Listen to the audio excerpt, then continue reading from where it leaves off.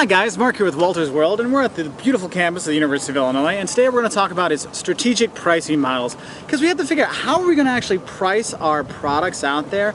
Now the two main ways that people kind of look at it is they have what's called value-based pricing, which is basically we look at what customers, how they value our products, and we base the price on that. Because think about it, if I have a pill that costs me $1 to make, yet it will cure cancer, are you going to pay $1 for it? No, you're willing to pay a lot more money for it. And so they look at what people put the value on that product and they price it accordingly. Other side, you have what's called cost-based pricing, which basically looks at how much money I have to spend to make my product, and I base my cost on that. So that's the kind of two wide varieties that are out there. Now there's a lot of different pricing strategies that go into there, and that's what we're going to talk about today, okay? Now one of the product, if you look at more the value-based pricing, you have what's called price skimming or a price skimming strategy. Basically you start with a high price and then little by little you move it down. So we charge the high price and we skim that market, and then we put the new price and we skim that market until it goes down. And if you look at that, you see that a lot in your mobile phones. You know, this is an iPhone 3, it's really old, but when it came out it was $199. And then when the new phone, when the iPhone 3G came out or 3S came out, then this one went from $199. They said, oh, well, we can't sell at the high price anymore, so they moved it down to $100. And then another one came out, they moved it down, and they saw there's people that are willing to buy it at $199. There's people willing to buy it at $99, and there's people to buy it for free with just a contract. And so that's what you have, what's called a price skimming strategy. All right. Now, other kind of strategies you hear about quite a bit. One, you have price discrimination, which technically in certain ways it's illegal. If you can't go, so I'm gonna make that guy pay this much and that guy pay this much and that girl pay that much. You may say, well, that's not right. But you see, we already have it. Have you ever had a student discount? Price discrimination. Or AARP retirement benefits plan, hey, seniors get in for free. That's price discrimination, okay? You're looking at and you discriminate between different groups. And sometimes it helps out because you say, you know what? Students don't have a lot of money and seniors that are retired don't have a lot of money, so we can price it lower for them because they're willing to pay, they don't have as much money, so they like to go see a movie, but with this lower rate we make it more affordable to them, we can get them in. Because even if we give them a discounted rate, at least we're getting their money, because if we kept it at the higher price they wouldn't even come. And then poor folks like me who actually have a job and all these things, we got to pay full price. So we're discriminated against because we have to pay full price, and those students and those kids and those seniors, they get the discounts. But that's price discrimination. Another kind of pricing they have is what's called a loss leader pricing.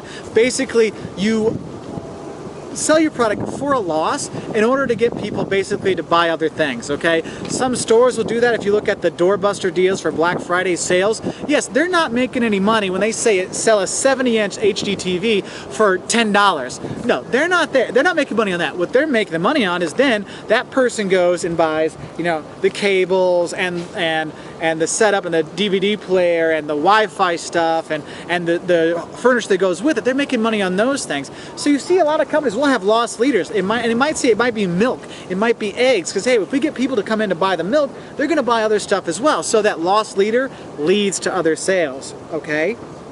And of course, there's always the not so nice side of pricing. You have what's called predatory pricing. This is where you actually set the price lower than cost or whatever just to drive out competition.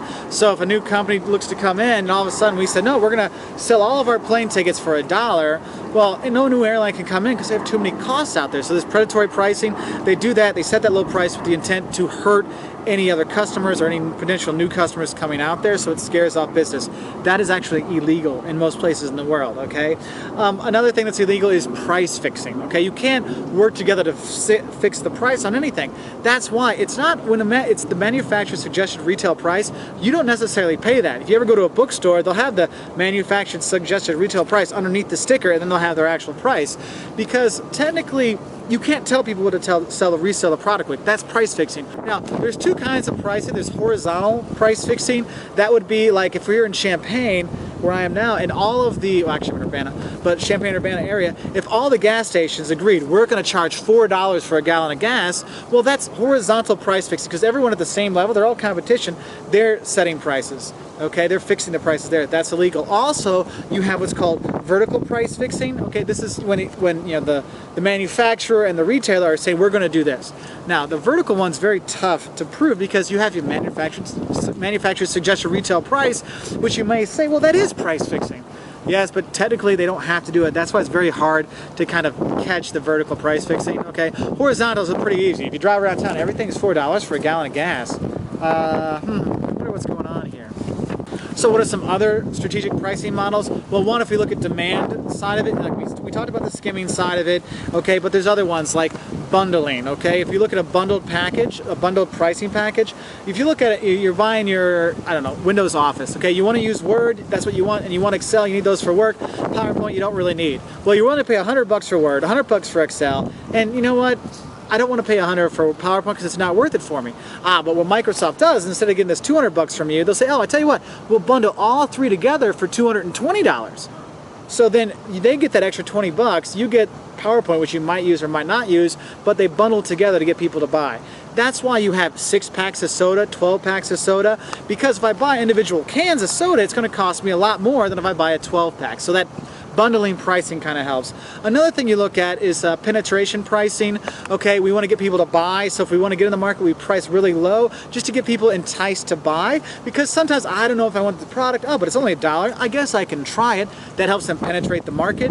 Another thing you look at is, in demand side of it, is psychological pricing. That's why high prices, you know, it usually means higher quality. So if you're going to go buy wine and you don't know wine very well, it's like, okay, I need to look for a $20 bottle or $30 bottles because it's going to be, it should be pretty good. That $5 bottle, I'm not so sure about. You can base things on pricing, and that's a psychological pricing. Okay. Next, you have the cost-based pricing, which I was talking about a little bit before. Here, you might just have cost plus markup. Okay, so hey, look, it costs us $5 to make this. I just want $10 on each one, so we're going to charge $10 on top of it to make our profit as a manufacturer. Okay, or you can have, you know, cost plus or you know, a standard markup that kind of goes into that. I do not recommend using cost-based pricing unless you're looking at commodities, because you can still find some value that people like to use your products instead of those, so go for that way.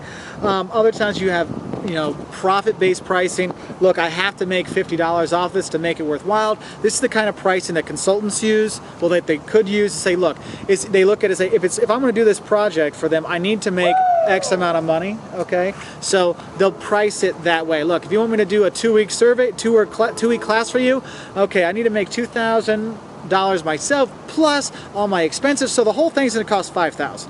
I'm going to put that price in so I can make sure I make my $2,000.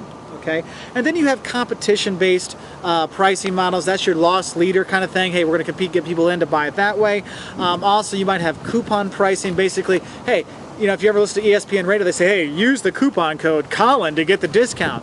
They're doing that so they can get people to buy and get those discounts, so they can see, hey, we're seeing who's listening to the radio station or who's actually buying from us versus the competition. That comes into that way. And also you look at rebate pricing, whereas you charge one price and you say, oh, but you get a rebate at the end. If you look at buying printers, okay, it's like, it's a $59 printer and we give you $60 back in rebates, so you can make $1 off the printer. Yeah, because they make their money off of the ink you buy, not off of the printer. Okay, you see that with cars as well, end of the year sales with an $8,000 rebate. So the $32,000 car, yeah, but they're going to give $8,000 back, so you got to price things accordingly. So those will give you a few ideas of some strategic pricing models. I apologize for the wind. It's not Chicago windy city, but it is pretty windy here in Champaign-Urbana. So I wish you luck. I hope that helps you understand a little bit about more strategic pricing models. If you want to learn more about pricing, marketing, business, all kinds of stuff, check us out at our website at www.waltersworld.com. We're also on Twitter and Facebook. And if you're studying for an exam, I wish you luck. Bye from the University of Illinois.